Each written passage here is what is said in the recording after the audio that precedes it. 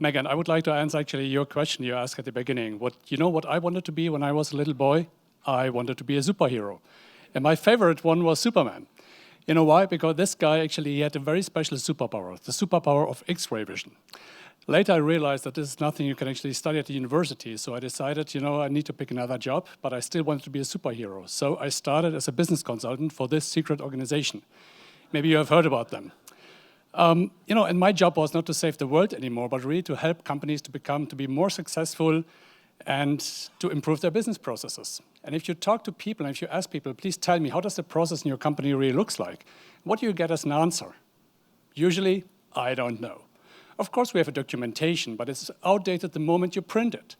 And if you ask people, so how does it really work? And you never get an answer. So you do what business consultants love to do. You do workshops. You do process mapping workshops. Have you been there? It's awful. You spend the day with people in the room, and at the end of the day, you have more business processes than you have people, more participants in the room.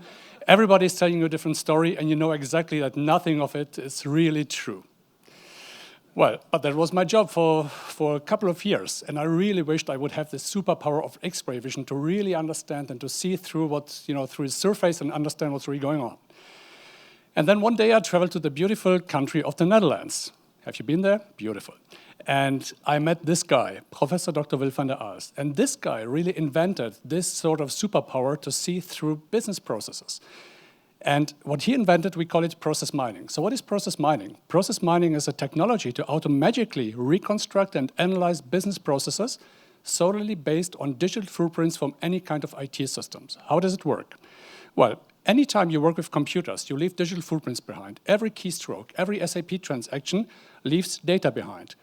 And this data is then stored in your databases and log files. So what we do, we collect first the data, and in this data we find what we need to reconstruct the process. First is what we call activity, register-defined perimeter confirmation. And I need to speed up because the time is running out.